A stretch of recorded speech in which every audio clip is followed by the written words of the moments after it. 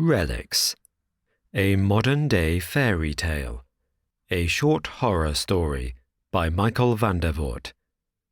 Narrated by Robin Reads. I want to start this story in a bit of a strange way.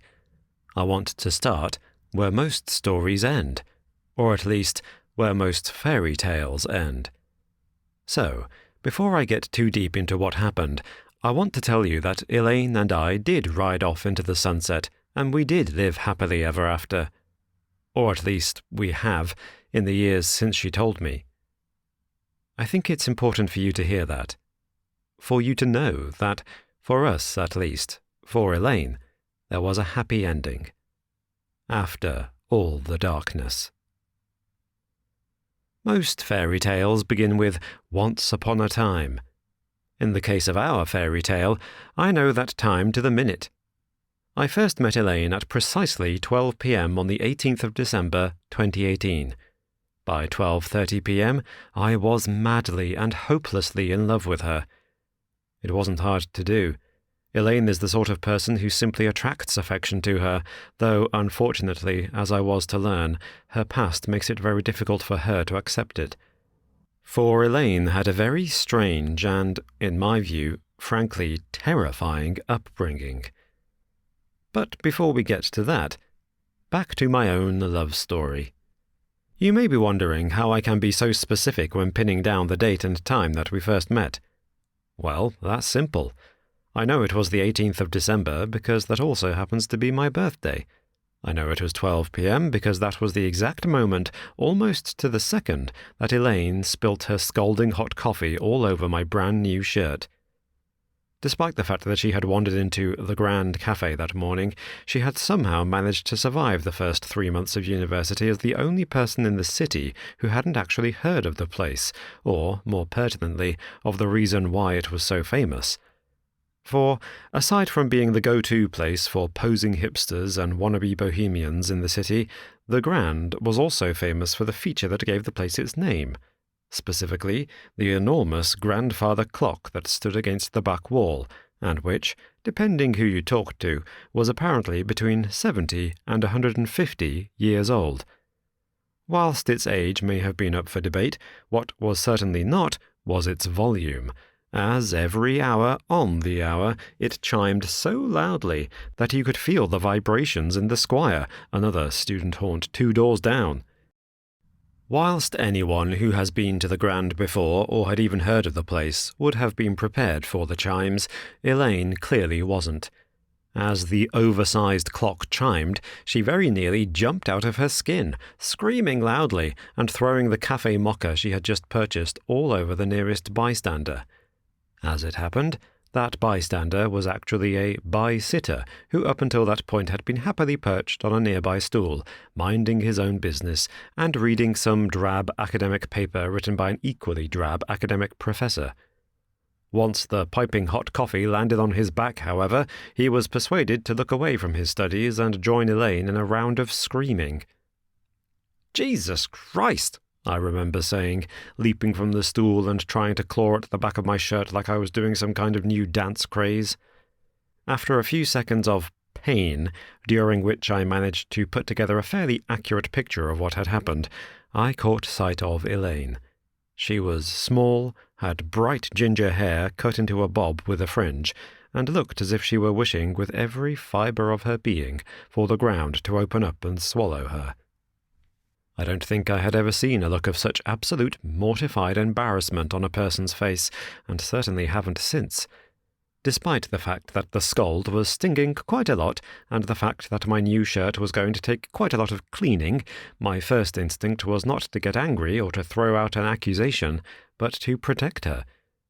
Looking around at the scores of eyes fixed on the pair of us, waiting for me to explode into some fit of righteous anger, I decided that this poor young girl, who, had it been possible, would have actually cringed herself inside out by now, had suffered enough. "Oh, there you are," I said, to her quite obvious astonishment. Then, carrying on like nothing at all had happened, I added, "Here, sit down. I've saved you a seat. I'll grab you another coffee. What was it?" Following my lead with a permanent look of dazed confusion, Elaine accepted my offer of the stool next to mine and muttered softly, It was a mocha, but—" "A mocha? Great." I steamrolled over her objections and, holding up my hand to signal to James, the barista, who I knew fairly well from my American literature class, I ordered Elaine another drink, which I knew James would dutifully bring to the table, thereby avoiding any repeat of the coffee-throwing incident. Then I purposely surveyed the room, trying to catch the eyes of any rubbernecking gawkers who had interrupted their posing to enjoy the show. As one gaze after another fell back to whatever it was they were pretending to be doing, I plonked myself in the seat next to Elaine and grinned broadly. "Sorry for the charade," I said with genuine apology. "I just figured from your face that you weren't really enjoying being the center of attention." Elaine dropped her eyes shyly in a way that made me think that perhaps she didn't like being the center of my attention much either. "Thanks," she half whispered. I smiled, just in time for her to see it when she dared raise her head. "Sorry about the coffee. The clock frightened me, and I jumped, and then—" I laughed along with her words, allowing the sound to ease her sentence to its conclusion without her needing to explain further. Nodding, I made a show of looking over my shoulder at the wet patch. "Really? I thought you just didn't like the pattern of my shirt. It is a bit bland. I might check out the stain later, and if it's an improvement, I'll keep it like that." Elaine laughed, and I realized as she did that it was the prettiest sound I had ever heard. Over the next 2 hours, and whilst consuming an unhealthy amount of caffeine, Elaine and I got to know each other.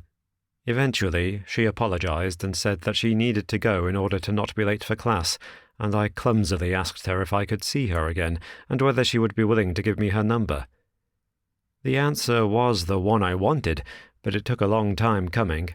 Before agreeing to see me again, to share her number, and reciprocate what I hoped was my obvious interest in getting to know her better, Elaine paused for a very long time. In fact, pause isn't the right word for it, because the effect of watching her consider the idea was like the opposite of a pause. It was as if, in that moment, she believed that she was the only person in the world not on pause, as if, around her, reality had frozen and she had all the time in the world to consider the proposition, the cogs and springs inside her head visibly working and turning as she weighed up the options and seemed, somehow, to be wrestling internally with some opposing voice, a voice that was telling her not to give her number away, not to see this strange man again. For the observer, this process was like watching an entire discussion play out behind her eyes. It really was the strangest thing to see. But at the end of it, she said yes, and that was enough to make me happy. It was on our second meeting, what I consider our first date, that I found out to whom that other voice, the one she had been arguing with, really belonged. We had arranged to go for a meal, meeting at a local pizza restaurant that was slightly more upmarket than the usual fast food joints that I frequented, and a place I had suggested in a naked attempt to impress her. We had finished our meal, and as far as I could tell, had been having a really good time. Elaine had seemed far more relaxed during this meeting than she had during our first.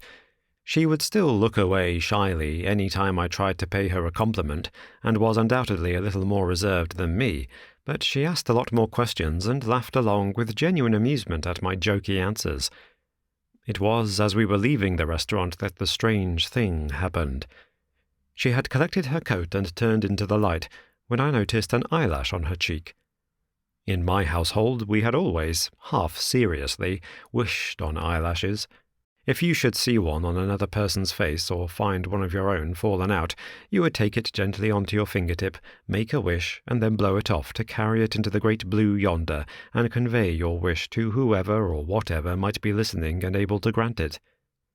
Thinking this might be a cute little piece of family mythology to introduce her to, and, I will admit, having a clear and fully formed wish ready to make, one that involved Elaine directly, I thought I'd gently remove the errant eyelash, take it onto the tip of my finger, and explain to her the tradition.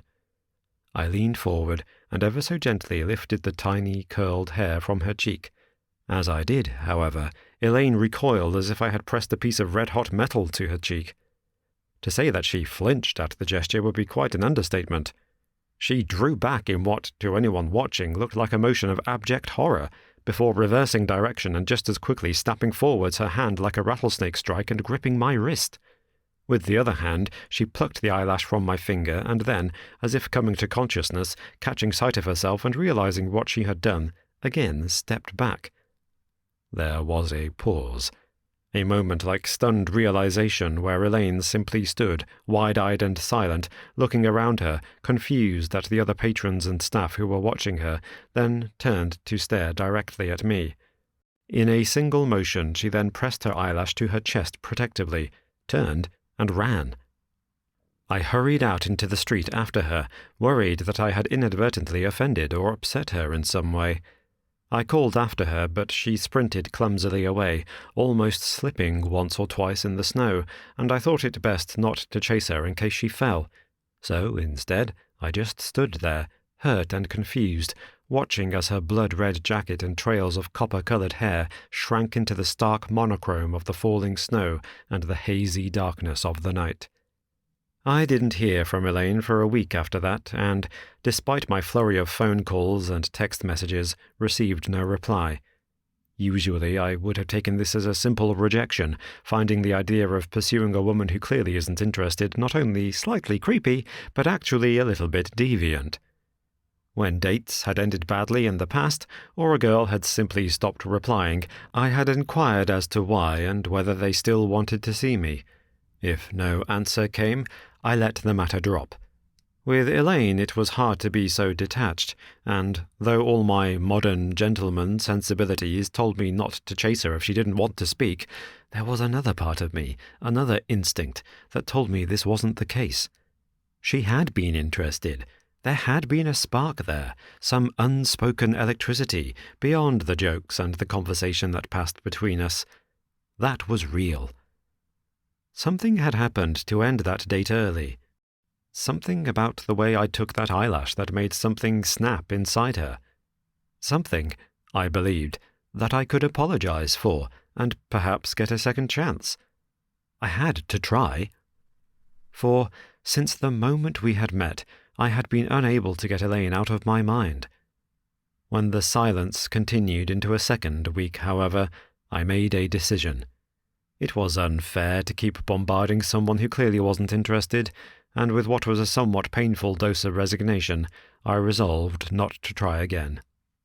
A few days later, I wandered into the Grand and distractedly ordered a coffee. As I waited for my drink to arrive, searching the place in the half-hope of seeing Elaine huddled in some corner and waiting for me, I was approached by my friend. "Where have you been? I've been looking out for you for days." I shrugged, not wanting to explain why I had kept myself at home and avoided coming back here for almost a fortnight. Somehow, the idea that I was getting over a girl or depressed about a breakup after a single date seemed ridiculous. My friend returned my non-answer with a shrug of his own, but accompanied his with a knowing smile. "Well," he said with a smirk, "if you're interested, I have a message from that redhead girl you were talking to the other day." He held up a small envelope. My heart skipped, and I snatched the missive from his hand with almost as much speed as Elaine had taken the eyelash. "Whoa!" he laughed. "Someone's keen. She's been in a few times asking for you." I took up a pew at the nearest table, not even bothering to collect my coffee, and read what Elaine had written. In short, it was an apology. She explained that she had lost her phone, thinking she may have dropped it in her rush from the restaurant. She added that she still wanted to see me if I could forgive her, and promised to explain everything. At the bottom of the page was an address. I turned to my friend, wide-eyed and excited. He smiled broadly and nodded toward the door. "Go on, Prince Charming. I'll cancel your order and keep a free one for next time." I hesitated for a moment before he prompted me again. "Go on. You're clearly besotted. Get out of here. The coffee can wait." I nodded, swept up my coat and rushed out of the door, with my friend's calls of "Good luck!" echoing after me. When she came to the door of the apartment, Elaine was smiling. I don't think I've ever been so happy to see someone. The feeling was like finding something important that for a few moments you were convinced you had lost or misplaced. Like the time I left my passport in the taxi on the way to the airport, only for the Uber driver to come back to the airport and hand it in, just in time for me to collect it and make my flight. Seeing her standing there, in the doorway, bunny slippers and messy hair, I felt an enormous sense of gratitude. She invited me in, made us both tea, and asked me to take a seat. Once I had parked myself in the chair and she had brought over the teapot, she perched herself on the edge of a seat on the opposite side of the table and lifted what looked like a huge leather-bound book from under her chair and placed it on the table between us. The book was huge, around A2 size and entirely white. "I'm sorry about the other night," she said sheepishly, one hand resting on the cover of the book. "It's just the eyelash." I jumped in here with an apology of my own. "I'm sorry, I thought it was kind of cute, like a little tradition thing, but if I overstepped the mark or you just didn't want to be touched, I'm sorry, Now it was her turn to interrupt. "It wasn't your fault," she said flatly. "I do want to be touched," she said, before adding with a smile, "by you." Here she blushed, her cheeks taking on a gorgeous rose-coloured glow. "It wasn't you. It was the eyelash. It's mine. It belongs to me, and it's hard for me to get over the fact that it's mine. She sighed heavily. "It's hard to explain, but if you don't mind, I want to try." I nodded, intrigued and not a little worried about where this conversation was headed. "If you don't want to see me again after this, then I understand. But I thought I owed you an explanation for running out like that," she said. She sipped her tea, and I noticed as she raised the cup that her hand was shaking. I wanted to say that was ridiculous, that seeing her again had made my week, but I didn't. What she wanted to tell me was clearly important to her, and I didn't want to diminish its importance. Instead, I simply gestured to her to go on. With a gentle nod, Elaine opened the book and began to tell me about Mother. The book, it turned out, was a photograph album, filled not only with large-scale prints, but with newspaper cuttings. As I was to find out, these were illustrative. Like the etchings in a book of child's fairy tales, they went along with the narrative Elaine was about to unfold. It's one I have never fully gotten over. Elaine told me that the photographs had been taken by the police the day she finally left home, though she was sure they had other photos which, like that home, they chose instead to simply destroy. Until the age of 12, Elaine lived in a place she called the Pure House with her mother. This house, which Elaine had literally never left until the age of 12, was, for many years, her entire world. The first thing you noticed when looking at the photographs of this place was the whiteness. Everything, every surface, every edge, and every room was pure, unadulterated white. The bedsheets were white, the marble floor white, the countertops, doors, walls, ceiling, everything gleamed and shone like pristine snow. There was not a mark, not a smudge or stain anywhere. I had seen photographs of sterile rooms, operating theatres, or places that needed to be kept sealed because those inside were undergoing some kind of quarantine or medical procedure. Even they were not like this. This seemed unnatural. It reminded me of photography studios I had seen, in which one wall or one side of the room is pure white. In some photographs, it was difficult to get a sense of dimensions, the pure white making perspective, and even judging where the horizon line was, difficult. Later, Elaine would explain that sometimes this made balancing hard, as the eyes and the body's sense of equilibrium struggled to interpret things like depth and distance. Flipping slowly through the photographs, 1,000 questions raced through my mind. Most, however, fell under the heading of why? Had Elaine been ill? Was there some reason why she had been isolated in such a stark and barren-looking environment? The answer to the first question was no, she had not been ill. The answer to the second was yes. There had been a reason. Mother. The photographs, Elaine explained, had been taken 11 years ago, when she finally escaped from this place. Until that point, nobody knew it existed, or even that she existed. Her escape, she explained, had been prompted by her mother's death, and, she added with a hushed hesitation, by a birth. Elaine's mother, whose first name she never knew, referring to her only ever as Mother, was clearly suffering from severe mental health problems. From what she could piece together and from what the police told her afterwards, Elaine had learned that when she had been born, she had been a twin. However, her sister, Emily, had died of cot death before reaching the age of 6 months. Elaine's mother, she never mentioned a father, so I assumed he had disappeared at some earlier point, had been unable to cope with the loss. So damaged was she by the experience of having her child taken from her that she resolved never to have any part of Elaine taken from her again. In her mind, the taking from her was literal, as if the child, or at least its life, had been wrested from her arms, snatched and removed. She wasn't going to let it happen again. I had heard of parents keeping some relics of their children's youth. My own mother, for example, kept the clip that had been tied round the umbilical cord and what eventually became my belly button. She also had a small porcelain pot in which she had kept all of my milk teeth. Elaine's mother had the same, but rather than a single porcelain pot, she had boxes, and rather than simply milk teeth, she collected everything, and I do mean everything. The reason that every surface of the house had been painted white was to allow for easy collection of debris. Every hair that fell, every fingernail, every eyelash. Sweepings from Elaine's sheet, the dust formed from her skin cells was carefully swept into a bag. Removal of any detritus from the body was a ritualized act. Fingernails, kept painfully short, so that the tips were pink and raw, would be clipped twice a week and kept in small Ziploc bags that numbered into the hundreds. Every hair that fell from the head was meticulously collected and stored in a small glass container, lifted from the floors and blankets with tweezers.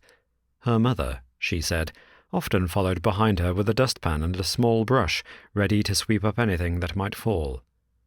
Elaine recounted, with the help of photographs, how she would bathe, hunched over and washed by hand by her mother, who would remove dead skin from the soles of her feet and her heels and scrape the greying off-white pulp into jars.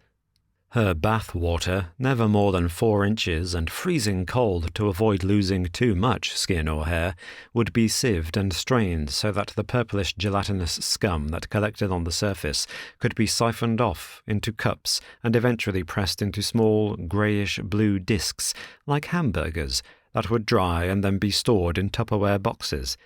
Elaine slept in a pure white bed, on her back, with her hair attached by a halo of clothes pegs to wires at the end of the bed. This was to prevent excessive movement, but also to ensure that in the morning every scrap, every fallen hair, flake of earwax oozing from the nose or indeed eyelash, could be dutifully and meticulously swept up and conserved. All the while, Elaine would be admonished by her mother for being so wasteful and allowing these things to be lost. She recounted in detail her abject horror the first time she lost a tooth, how she had been terrified to tell her mother for fear of being scolded for giving away or abandoning another body part. In the end, her mother did scold her, and the tooth's removal involved leaning over a series of test tubes so that the blood and saliva excreted in the process could also be saved and kept. As she grew older and reached the edge of puberty, even her body hair was shaved and stored.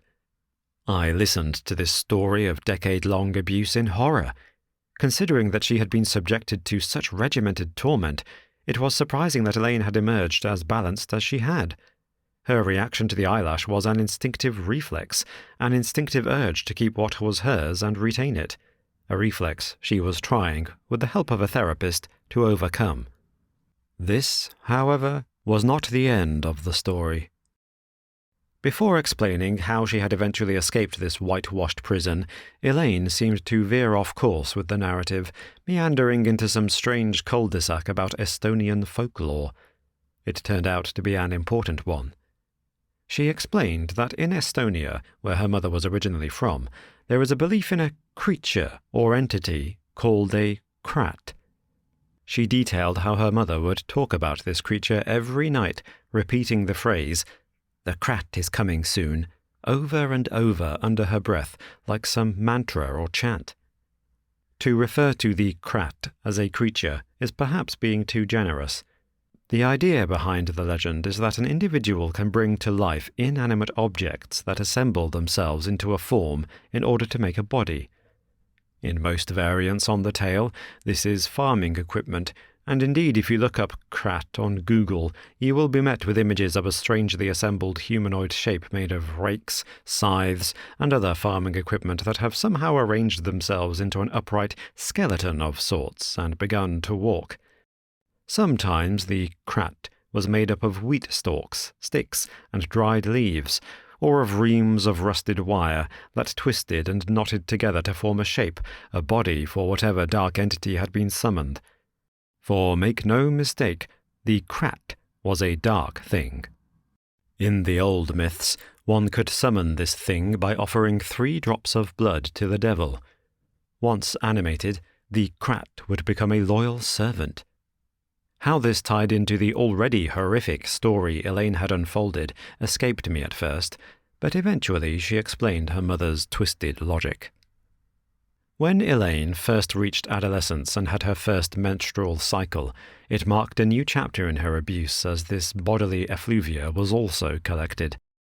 Unlike the other relics, however, this material was collected with great reverence and would, according to her mother, be used. Elaine was rescued from the Pure House a few days after her 12th birthday. Her mother had died a month earlier. The Pure House is no longer standing and indeed, according to Elaine, was razed to the ground by the very police officers who discovered it. Obviously, they believed that the purification brought by fire was the only thing that could cleanse the place of its memories. Though, of course, the memories stayed heavily and tangibly real for Elaine. Amongst those memories, and, she said, strongest amongst them, were the circumstances of her mother's death. For months before she expired, Elaine's mother had begun to gain weight, and it was clear after a few months that she was pregnant. During this entire time, she would tell Elaine, "The krat is coming soon, and so is your sister. Emily is coming back." With tears in her eyes, Elaine told me how she found her mother seated on the pure white sofa, her stomach burst open, where something, using its tiny milk teeth, had chewed through to escape. She told of how, for almost a month, she had fed herself from the kitchen, the tattered corpse of her mother lying reclined on the sofa, still weeks away from smelling so bad that the neighbors called the police. Finally, she told me how, during all of that time, she was never once alone. She explained, with not a flicker of insincerity, how she had played with a thing that called itself her sister.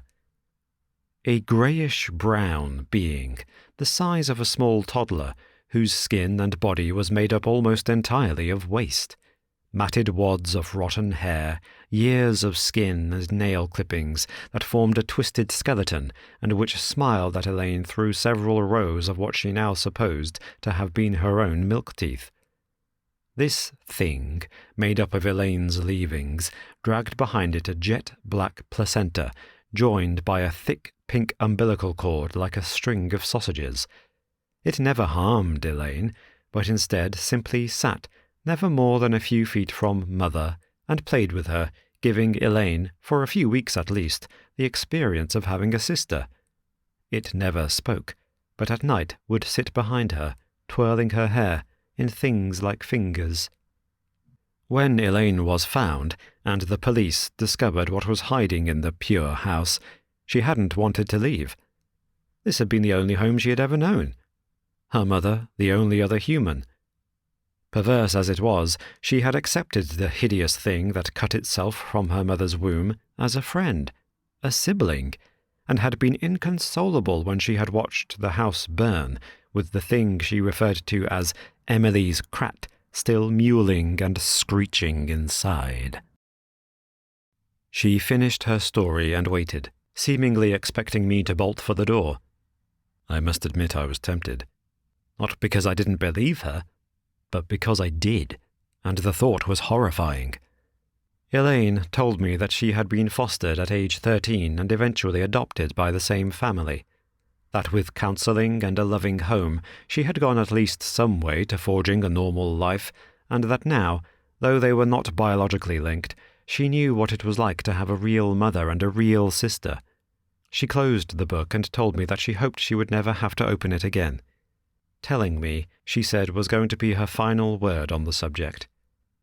She also suggested something strange.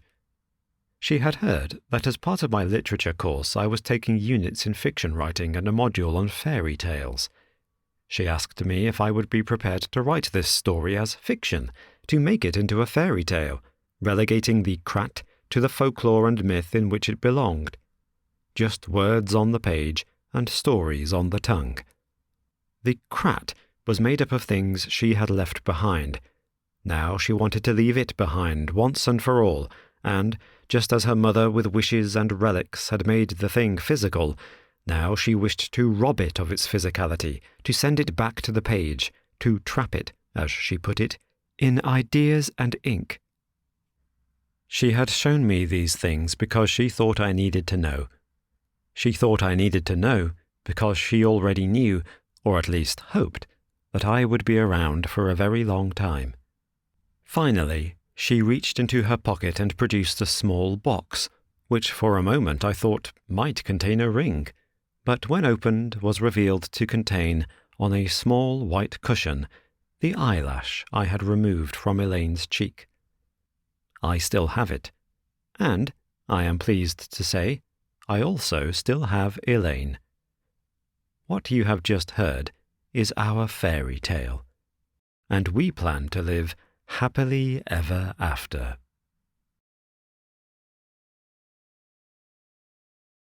This has been Relics, a modern-day fairy tale, a short horror story by Michael van der Voort. Copyright 2023 by Michael van der Voort. Production copyright by Michael van der Voort.